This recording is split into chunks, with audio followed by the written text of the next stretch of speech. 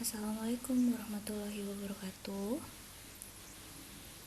Oke, kali ini kita akan mempelajari terkait dengan ilmu ekonomi atau ilmu ekonomi secara konsep dan paling dasar. Ketika kalian mendengar kata ekonomi, kira-kira apa yang ada di benak kalian? Mungkin tentang pembelian dan juga penjualan, atau laba rugi, dan masih banyak yang lainnya.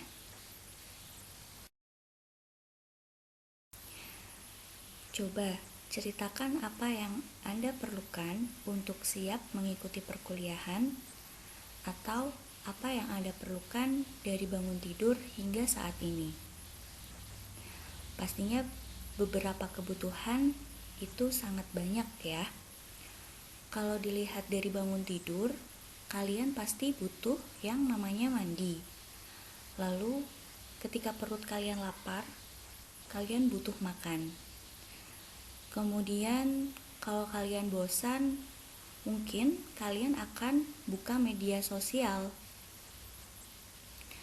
Lalu pada setiap aktivitas yang kalian lakukan, selalu diikuti dengan kebutuhan. Kalau mandi, kebutuhannya apa di sini? Ya, kalian butuh yang namanya sampo, sabun, handuk, pasta gigi, sikat gigi, dan lain sebagainya.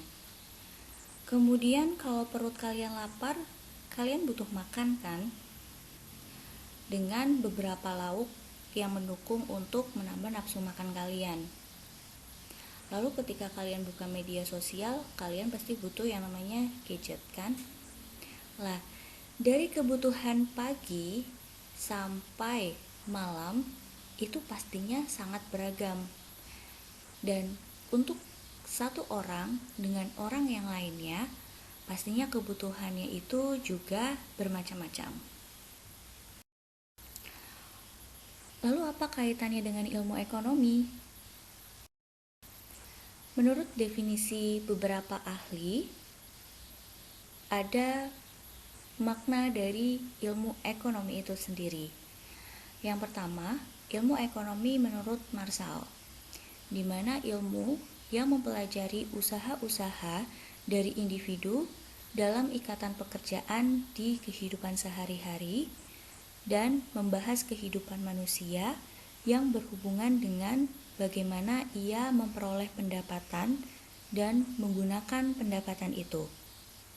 Jadi menurut Marshall, bagaimana cara seorang individu itu memenuhi kehidupannya sehari-hari dengan memperoleh pendapatan dan menggunakan pendapatan yang ia miliki. Kemudian, menurut Ekelund dan Tollison, berkembang lagi, di mana ilmu yang mempelajari cara individu maupun masyarakat yang mempunyai keinginan tidak terbatas dalam membuat keputusan untuk mengalokasikan sumber daya yang terbatas demi memenuhi kemauan mereka. Ada tambahan di sini yaitu keinginan yang tidak terbatas. Untuk memenuhi segala keinginan yang tidak terbatas di sini, maka individu atau masyarakat tersebut harus membuat keputusan untuk dapat memenuhi segala kebutuhan atau kemauan mereka.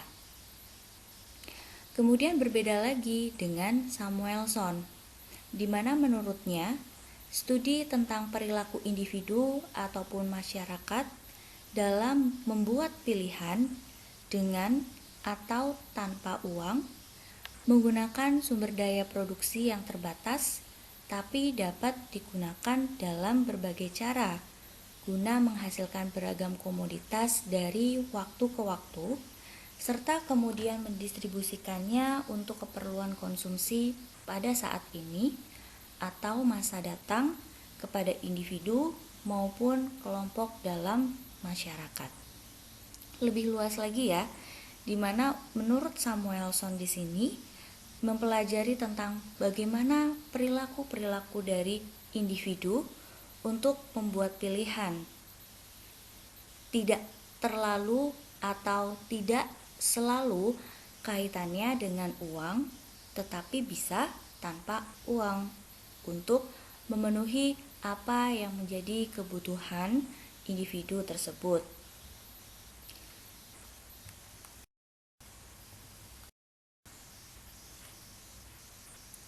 Oke, apakah ekonomi ini memiliki sebuah masalah? Ya, tentu saja. Ketika ilmu itu muncul, maka ilmu itu berakar dari sebuah masalah terlebih dahulu ya. Kita lihat pada gambar berikut. Ada satu keluarga, ada ayah, ibu, 2 orang anak laki-laki dan juga anak perempuan. Pastinya walaupun mereka hidup pada satu rumah, kebutuhan-kebutuhan yang mereka miliki itu sangatlah beragam. Tetapi kita bisa menganalisis atau mengelompokkan kebutuhan-kebutuhan dasar yang dimiliki oleh setiap individu atau yang dibutuhkan oleh masing-masing individu. Apa saja kebutuhan tersebut? Yang pertama, kebutuhan akan makan. Makan menjadi sebuah kebutuhan yang paling minimal untuk setiap individu untuk dapat bertahan hidup. Kalau kita tidak makan, kita pasti tidak bisa bertahan hidup. Ketika kita tidak makan setengah hari atau beberapa jam kita sudah merasa lapar lagi, itu pun muncul efek-efek tertentu ya, seperti pusing misalnya, atau bagi yang punya riwayat sakit mah itu akan kambuh ketika kita tidak makan. Apalagi ketika tidak makan sampai berhari-hari atau berminggu-minggu. Jadi, kebutuhan minimal yang harus dipenuhi itu adalah kebutuhan akan makan, minum, dan lainnya. Lalu apa lainnya di sini? Yaitu kebutuhan akan pakaian. Dimana kalau kita berpakaian itu melindungi diri dari udara yang dingin. Kemudian kebutuhan akan gadget ya. Kalau dulu mungkin anak SD itu tidak diperlukan sekali untuk kebutuhan gadget ini. Tetapi ketika pandemi menyerang, segala aspek pendidikan mulai dari sekolah dasar, SMP, SMA, SMK, perkuliahan itu beralih ke online semua. Maka dibutuhkanlah kebutuhan gadget di sini untuk memenuhi kebutuhan pendidikan. Nah, maka muncullah yang disebut dengan needs and wants. Di mana ketika kebutuhan dasar sudah terpenuhi, maka muncullah keinginan untuk dapat memenuhi kebutuhan-kebutuhan tersebut.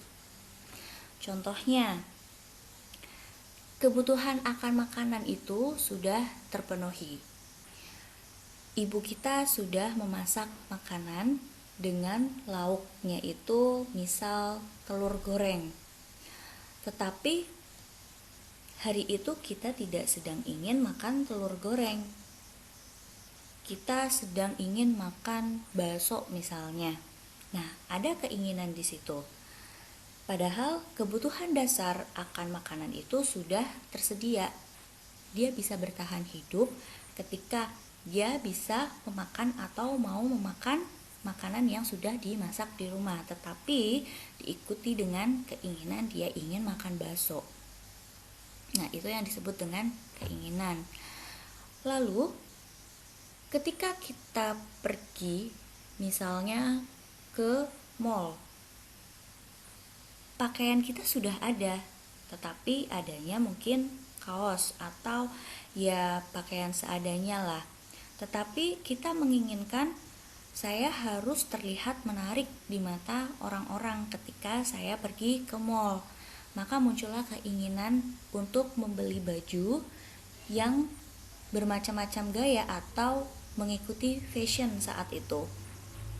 Padahal kalau untuk kebutuhan akan pakaian itu dia sudah punya. Kemudian gadgetnya.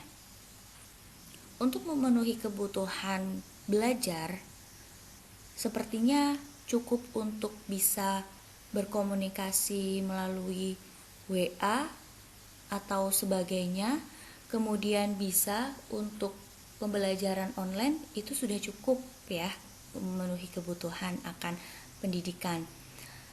Tapi ada keinginan di sini, ternyata saya ingin gadget yang bisa mendukung untuk bermain games. Maka dibutuhkanlah gadget yang spesifikasinya itu tinggi.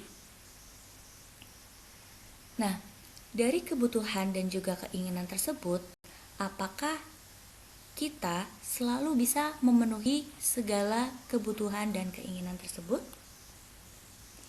Ya, terbatas ya.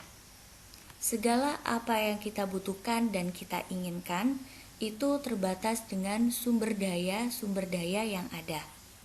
Nah, sumber dayanya di sini itu apa saja? Bisa dari sumber daya alam, bisa jadi sumber daya manusia, bisa juga dari sumber daya teknologinya, atau bisa juga dari segi pendapatan. Ya, dimana ketika kita memiliki pendapatan batas, maka tidak segala kebutuhan maupun keinginan di sini itu terpenuhi. Maka bagaimana? Nah, muncullah kegiatan ekonomi seperti produksi, distribusi, dan konsumsi yang diatur oleh suatu cara berpikir dan cara bertindak yang disebut ekonomis. Untuk memenuhi segala kebutuhan manusia, muncullah kegiatan produksi. Di mana untuk kegiatan produksi di sini adalah membuat barang mentah menjadi barang jadi. Ada kegiatan ekonomi ya di situ ya. Sumber daya alam yang diolah menjadi barang jadi atau dibantu dengan sumber daya manusia di dalamnya. Ketika proses pembuatan barang mentah menjadi barang jadi atau proses produksi tersebut sudah selesai, maka ada yang namanya distribusi. Proses penyerahan barang dari produsen ke konsumen. Dan kemudian dikonsumsi yang diatur oleh suatu cara berpikir. Dikonsumsi di sini maksudnya bagaimana cara kita mengolah atau memilih untuk memenuhi kebutuhan akan individu-individu tersebut yang nantinya akan dapat menutupi atau akan dapat memenuhi segala kebutuhan-kebutuhan yang diperlukan. Maka cara berpikir tersebut atau bertindak tersebut disebut dengan ekonomis. Lalu, apakah kebutuhan manusia mempengaruhi kegiatan ekonomi?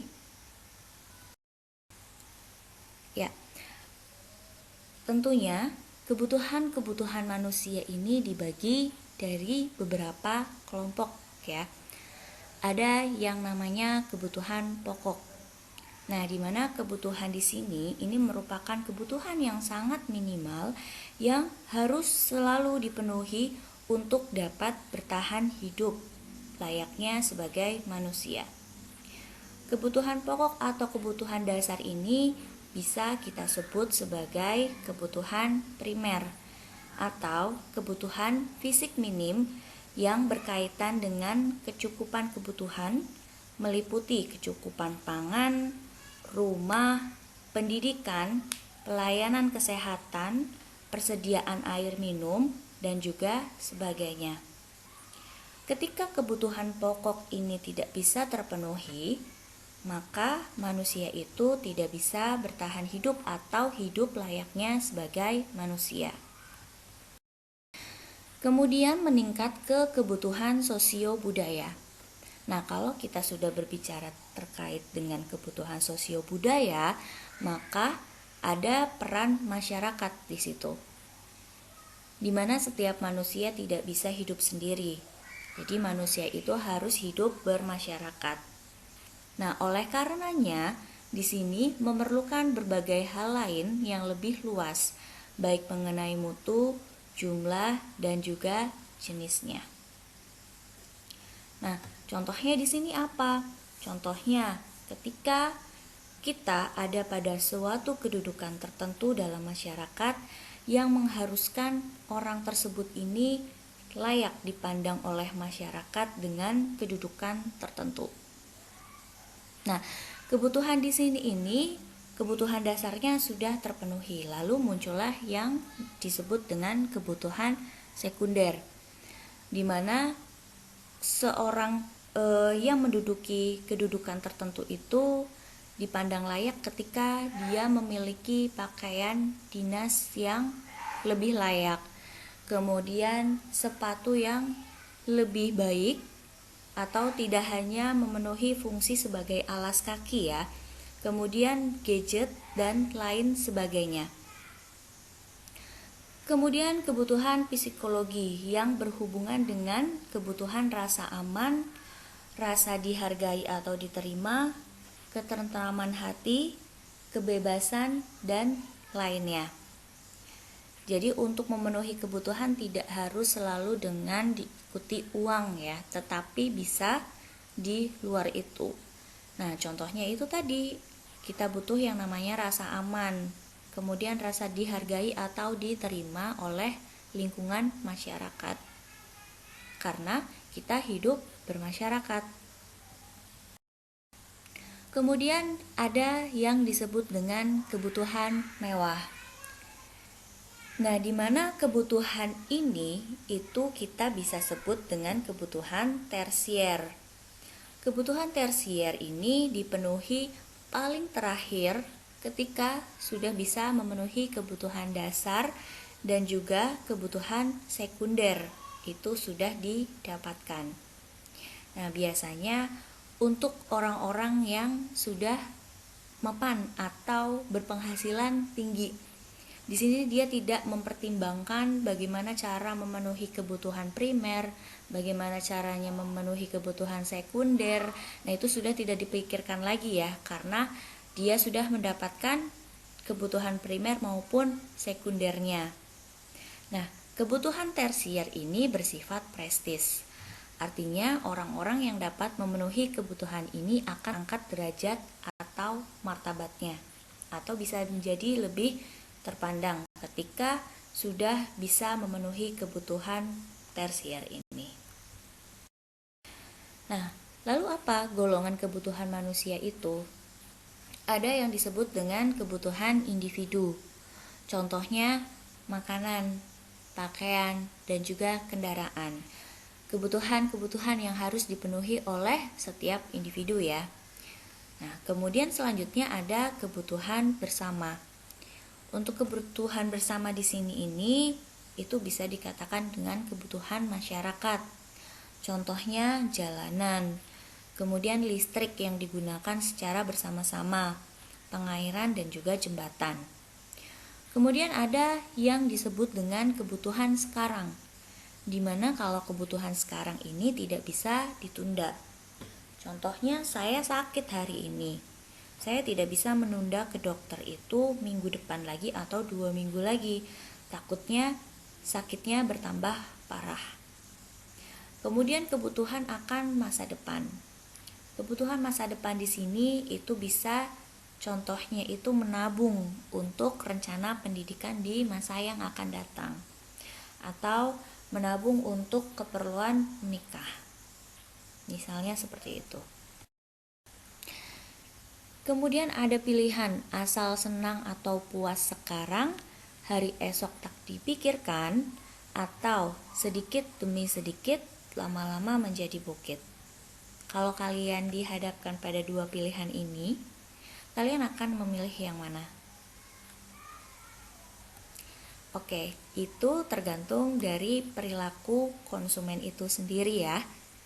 Jadi, perilaku konsumen itu sangat bermacam-macam untuk dapat memenuhi segala kebutuhan yang diperlukan. Lalu, ketika kita melihat gambar ini, ada makanan, pakaian, pelayanan kesehatan, dan juga rumah. Apakah semua kebutuhan ini sudah tersedia? Lalu, bagaimana memenuhi kebutuhan hidup yang banyak dan beraneka ragam itu dengan sumber atau sarana yang terbatas dan juga alternatif? Oke, ketika kita tidak bisa memenuhi segala kebutuhan itu dengan sumber daya yang ada, maka bisa disebut dengan kelangkaan sumber daya. Di mana langka di sini artinya terbatas atau kurang dibandingkan dengan kebutuhan yang ingin dipenuhi. Contohnya saja, ketika kita berpenghasilan sekian, itu tidak dapat memenuhi segala keinginan yang kita mau. Kalau untuk memenuhi kebutuhan, oke, itu bisa dipenuhi. Tetapi ketika ada perilaku manusia di situ, yaitu ada keinginan lebih, itu kita tidak bisa memenuhi hal tersebut. Nah, maka muncullah yang disebut dengan alternatif atau opportunity cost, di mana masing-masing alternatif itu ada keuntungan dan juga kerugiannya. Ada cost dan benefitnya, ada hasil dan ada pengorbanan atau dapat dikatakan trade off. Nah, contohnya apa? Contohnya misalnya saya ingin nonton drama Korea. Jadi saya ingin beli TV yang 50 inch ya. Biar ketika saya nonton drama Korea, saya bisa terbawa suasana karena layarnya itu mantep nih, besar gitu ya. Tetapi ketika dilihat lagi dari sumber penghasilan saya, ketika saya nanti tetap memaksakan membeli TV 50 inch, uang saya langsung habis dalam 1 bulan. Saya tidak bisa mengatur keuangan untuk yang lainnya. Saya bingung bayar listriknya itu gimana, bayar air gimana, lalu apa ya saya mau makan awal bulan sampai akhir bulan pakai mie instan gitu kan. Nah, lalu ada pilihan-pilihan atau alternatif di sini. Ya udahlah, daripada saya besok nggak makan atau makan mie instan selama 1 bulan, yaudah saya mungkin beli TV-nya 30 inch aja gitu. Nah, itu kan masih ada uang sisa ya. Tetapi ketika saya pikir lagi, uang sisanya itu mungkin gak cukup buat bayar listrik sama air. Lalu saya pikirkan alternatif lagi nih. Nah, saya tuh butuhnya apa sih? Saya tuh cuma butuh nonton drama Korea. Mungkin bisa dari HP aja kali ya, atau mungkin bisa pakai laptop aja seadanya deh, gak apa-apa. Yang penting saya bisa nonton drama Korea aja. Nah, kebutuhan di sini saya kepingin nonton drama Korea gitu. Cuma saya menghapuskan atau menghilangkan keinginan-keinginan saya seperti membeli TV yang lebih besar. Nah, ketika alternatif itu ditentukan atau dipilih, maka ada keuntungan dan juga kerugiannya. Dimana kalau kerugiannya itu ya saya tidak bisa nonton drama Korea dengan layar yang besar dan juga bisa terbawa suasana. Tetapi keuntungannya adalah saya bisa menghemat uang, bisa membayar listrik, membayar air, dan juga bisa berbelanja untuk kebutuhan sehari-hari selama 1 bulan. Nah, contohnya seperti ini. Kemudian ada contoh sederhana lain juga. Nah, di mana Iqbal mempunyai sisa uang saku 20.000 yang akan dipakai untuk keperluan jajan 2.000. Ini untuk 1 jajan ya. Dan membeli pensil 4.000 untuk 1 pensil. Sebenarnya Iqbal ini itu ingin jajan 10 kali. dan membeli pensil 5 buah. Tapi kita lihat, uang Iqbal itu hanya 20.000. Kalau dia tetap memaksakan untuk membeli jajan 10, maka uangnya habis untuk membeli jajan, tidak bisa membeli pensil. Atau ketika ia membeli pensil 5 buah, itu uangnya juga langsung habis. Dia tidak bisa membeli jajan. Ya karena memang uangnya tidak cukup untuk memenuhi kebutuhan jajan 10 kali dan membeli pensil 5 buah. Maka muncul yang namanya alternatif. Oh, mungkin Iqbal itu harusnya jajannya 2 kali aja lah, atau 5 kali gitu. Terus beli pensilnya itu 1 aja. Besok kalau ada uang beli lagi. Nah, maka bisa ada sisa uang di situ kan, bisa untuk menabung atau untuk yang lainnya. Makanya ia harus memilih bagaimana membagi jumlah uang terbatas itu sesuai dengan kebutuhannya.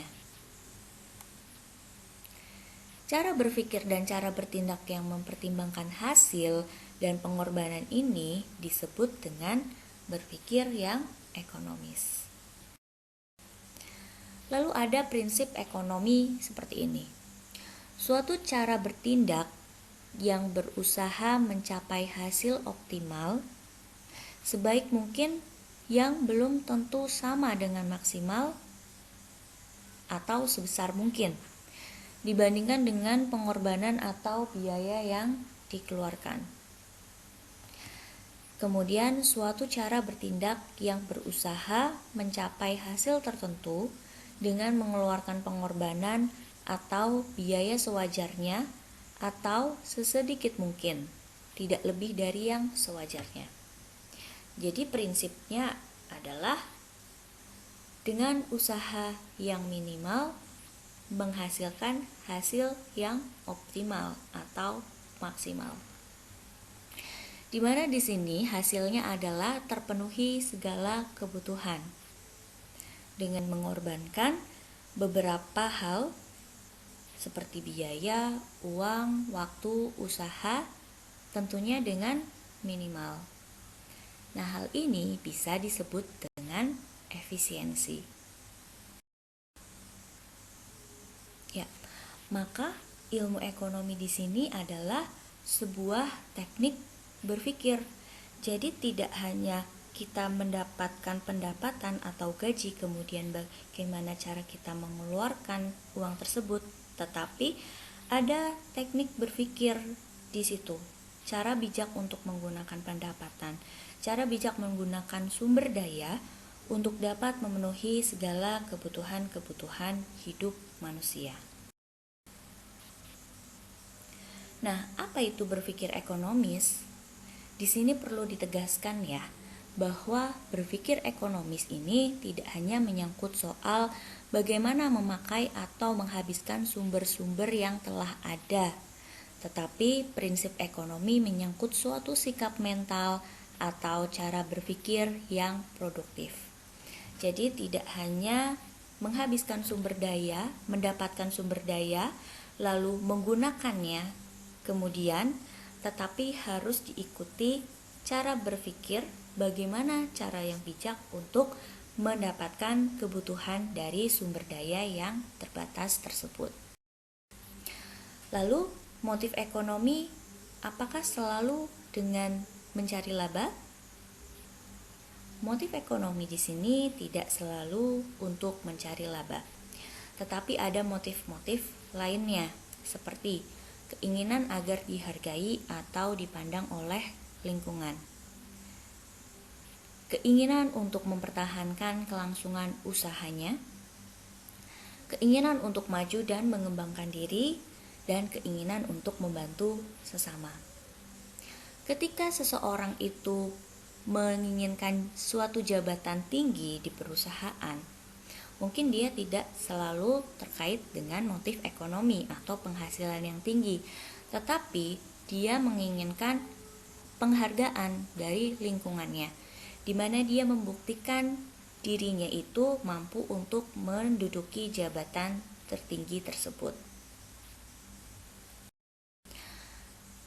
Kesimpulannya adalah ilmu ekonomi mengarah untuk menggunakan sumber daya dengan sebaik mungkin.